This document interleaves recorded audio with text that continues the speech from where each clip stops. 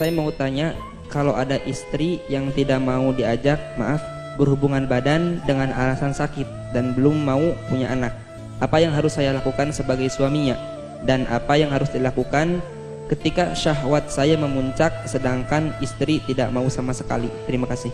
Baik, jika seorang istri tidak bisa melayani suami karena udzur, misalnya sakit, atau karena haid, atau karena nifas, karena sakit, maka istri tersebut dimaafkan, tidak dosa di hadapan Allah.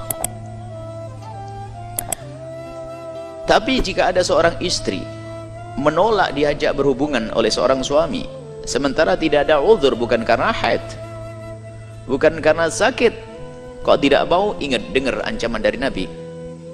Idza da'a ar-rajul imra'atahu, jika ada seorang laki-laki mengajak istrinya ila firashihi, ke atas ranjang, fa'abat, kok perempuan itu ogah-ogahan, dan model wanita tuh banyak ogah-ogahan.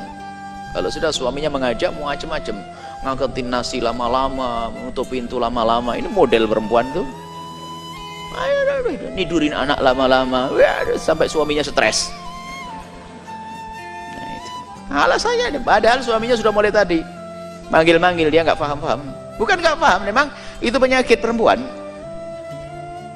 Perempuan yang kurang paham. Kalau mengerti hadis ini, lihat, fa'abat, lalu kok ogah-ogahan sang perempuan tersebut, fabata ghadbana, kemudian sang suami tadi semalam suatu kok ngedongkol, la'anat hal malaikatu, maka terkutuk, dikutuk oleh malaikat, didoakan jelek, dikutuk oleh malaikat hatta tusbih, sampai pagi. Hadis ini bagi sebagian orang dianggap hadis merendahkan wanita. Masa gitu aja dikutuk malaikat? Nah, Anda memang bukan orang harmonis. Ini ada orang-orang yang Islam ngaco itu menganggap ini hadis merendahkan perempuan. Tapi bagi saya, bagi kami waktu membaca ini adalah hadis yang paling indah untuk perempuan. Coba, seorang perempuan diajak suaminya kemana? Naik gunung? Ngangkat batu? Berjemur? Ke tempat yang paling indah di rumah kita, di atas ranjang.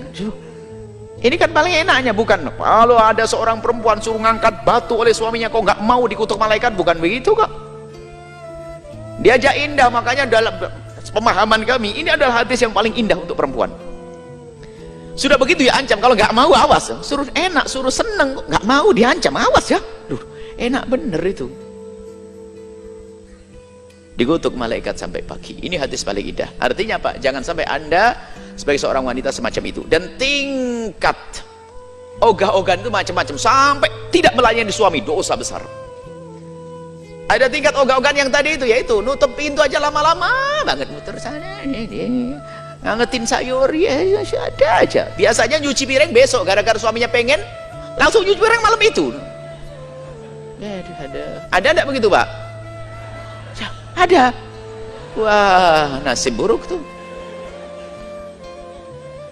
Baik, nah sekarang kalau tidak punya udzur, awas, hati-hati, jangan nolak. Kemudian pertanyaannya, jika Anda seorang wanita yang punya udzur, misal dalam keadaan haid atau Anda sakit, Anda harus menjadi wanita cerdas, aktif, inovatif.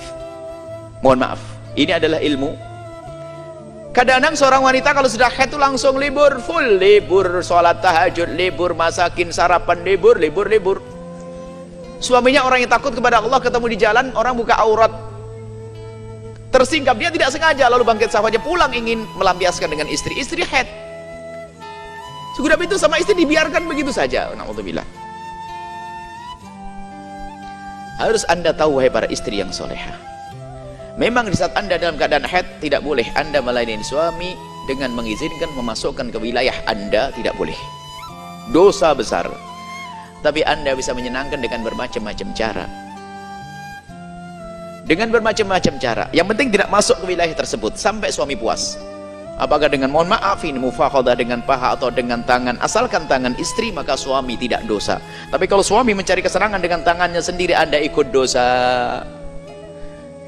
Mungkin Anda sekedar demam kan di sini, yang lain kan tidak demam.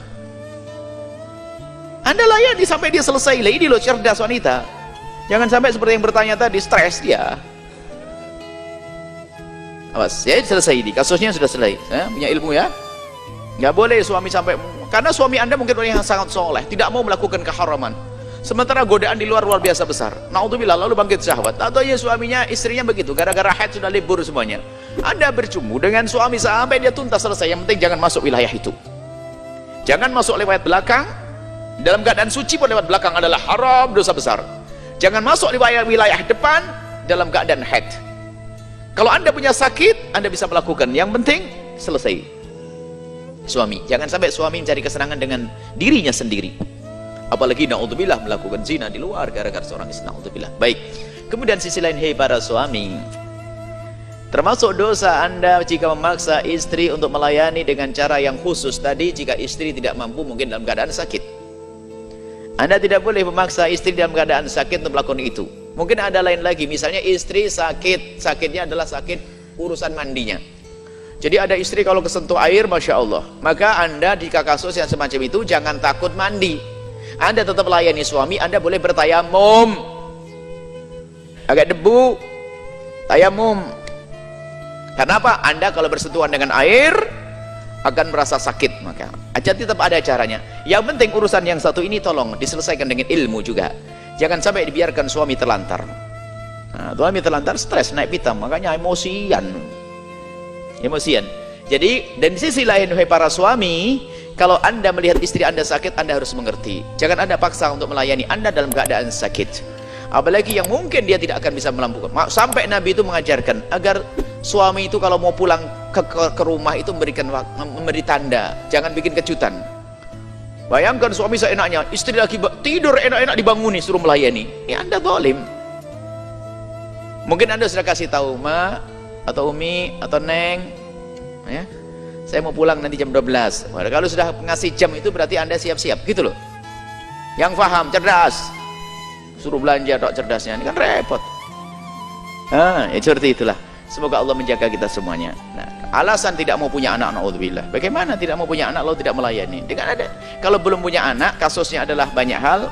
Mungkin ada bisa dengan azl, dengan mengeluarkan sperma di luar dan sebagainya, itu ada. Tapi jangan sampai hubungan suami istri seperti itu, gersang itu, panas, tidak indah itu semuanya.